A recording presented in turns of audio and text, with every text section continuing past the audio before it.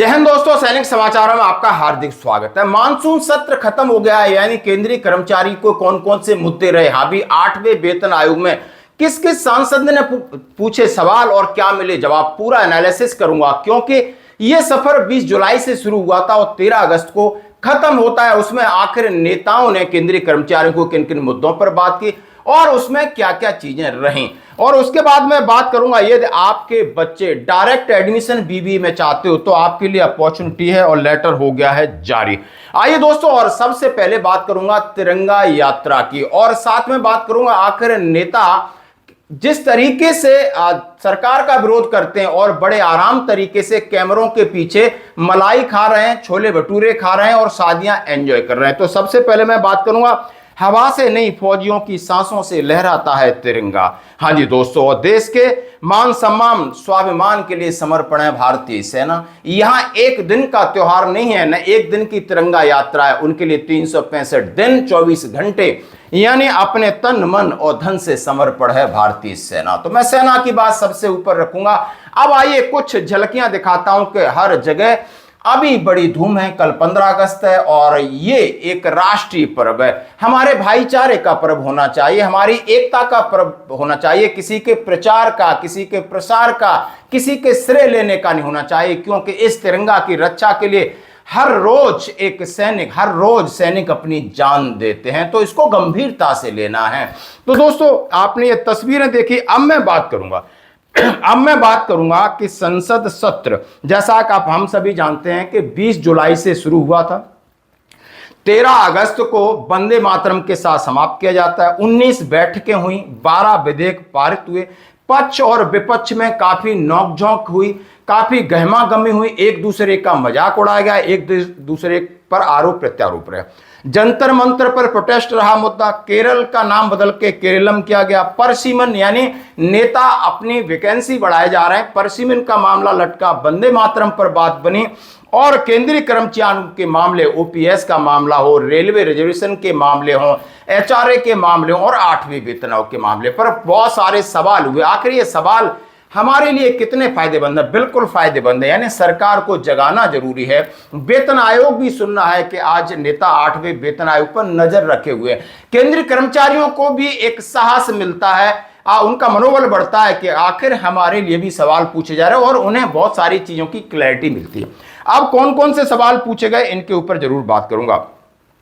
संसद नीरज शेखर हो, जावेद अली खान हो और मन्ना लाल रावत हो, उन्होंने अलग अलग यानी राज्यसभा और लोकसभा में अलग अलग प्रकार के सवाल पूछे गए। सवालों में प्रमुखता थी कि हाँ जी, कि कितनी अभी तक मीटिंग हुई है और इन मीटिंगों से क्या निकल के आया, क्या फैमिली यूनिट बढ़ाएगी सरकार, कब तक इंप्लीमेंट होगा, कितने केंद्रीय कर्मचारी हैं, कितने पेंशनर्स हैं, क्या सरकार 1 जनवरी 2026 से एरियर देगी, क्या पेंशनर्स और कर्मचारियों में डिस्क्रिमिनेशन नहीं करेगा, क्या वित्त विधेयक को लागू तो नहीं करेगी। यानी जितने संशय और शंका के सवाल पूछे गए हैं, यानी डीए को लेकर सवाल पूछे गए। तो आइए बारी बारी से थोड़ा सा इसके ऊपर बात करते हैं। जैसा कि आपके सामने मैं रख रहा हूं, 10 अगस्त को 8वें केंद्रीय वेतन आयोग के इंप्लीमेंटेशन के लिए वरुण चौधरी जी ने वित्त मंत्री जी बताने की कृपा करेंगे कि यानी इसमें कुल कितनी बैठकें हुई हैं, क्या संशोधन एरियर 1 जनवरी 2026 से मिलेगा और इसकी सिफारिशें कब तक होंगी,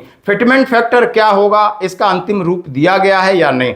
तो वित्त राज्य मंत्री पंकज चौधरी जी का जवाब था कि टर्म्स ऑफ रेफरेंस 3 नवंबर 2025 को जारी किया गया है और उसके हिसाब से वेतन आयोग अपना काम कर रहा है। हमने अभी वेतन आयोग से कोई परामर्श नहीं किया है कि कितनी मीटिंग हुई, फैमिली यूनिट में बदलाव होगा, फिटमेंट फैक्टर में बदलाव होगा, ये सारा उन्होंने जवाब दिया। यानी जवाब भले गोलमोल था लेकिन सवाल तो था ही।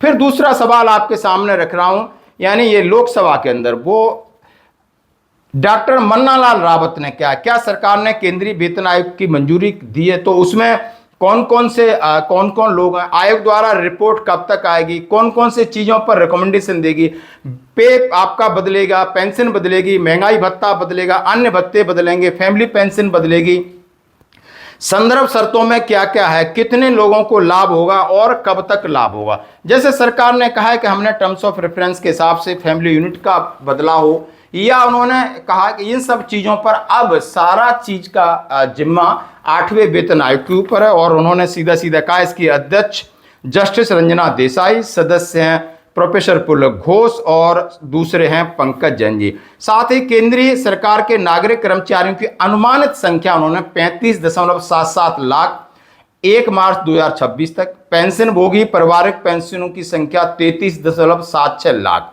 जिसमें रक्षा पेंशन भोगी शामिल नहीं है, यानी डिफेंस फोर्सेस को हटा के इन्होंने कुछ आंकड़े जाहिर किए गए और साथ ही उन्होंने टर्म्स ऑफ रेफरेंस दिया गया। तो दोस्तों ये सारे सवाल पूछे गए, जैसा कि आपके सामने हर एक मैं स्क्रीनशॉट दिखा रहा हूं।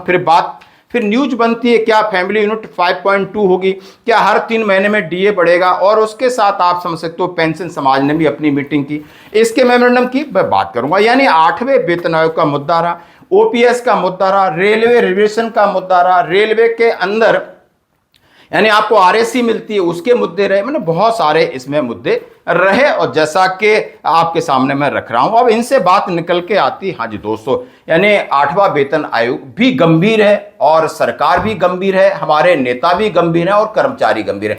यानी ये स्थिति लगभग 75% काम पूरा हो गया है, आगे कुछ बैठकें होंगी और उसके बाद कहीं ना कहीं ये लोग अपने ड्राफ्ट की तैयारी करेंगे, और इसलिए इन्होंने एक विशेषज्ञों का एक और पैनल की डिमांड की है कि इसमें काफी एक्सपर्ट लोग हों जो कि इसको फाइनल रूप देने के लिए उन्होंने एक और लेटर जारी किया है दोस्तों। तो ये थी अपडेट। अब भी आपके सामने मैं बात करूंगा एक ऐसा letter, direct admission to bachelor of business administration यानी BBA programme at army institute management Kolkata के लिए लेटर है। अभी कर्नल जयदीप भौमिक है, रिटायर्ड, टेलीफोन नंबर है उनका, ईमेल एड्रेस है, army institution of management Kolkata की तरफ से लेटर है।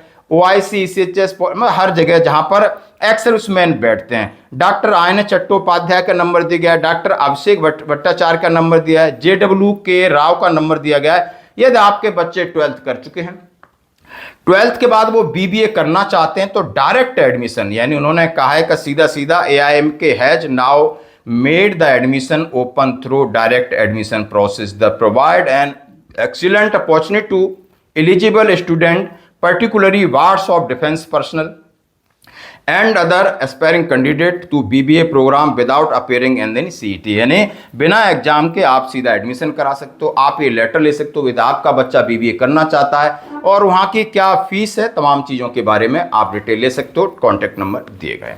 हाँ जी दोस्तों, धन्यवाद। अब मैं बात करूँगा, हाँ अभी जैसा कि बहुत सारे हो हल्ला रहा इस बार मानसून सत्र में, और जैसा कि तीनों सेशन के सत्र लगते हैं, और इसमें केंद्रीय मंत्री हैं रिजिजू ने कहा है कि 12 विधेयक पारित हुए, लेकिन विपक्ष ने लगातार विरोध किया, व्यवधान किया, इसके लिए चर्चा नहीं हुई और तमाम नारेबाजी हुई, प्ले कार्ड हुए और बहुत सारा नाटक और नौटंकी उसमें देखने को मिला।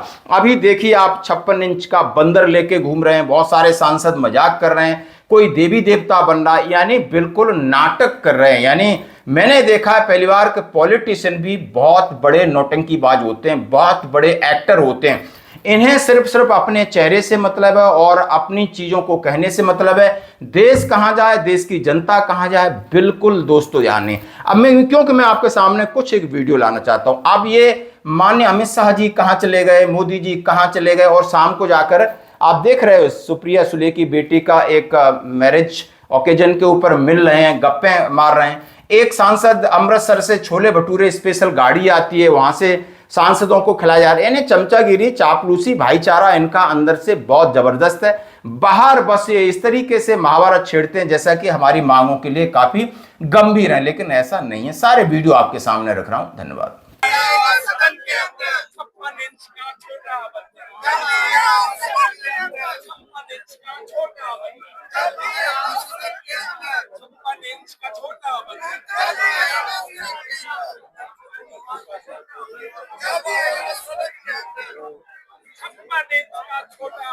जल्दी आओ,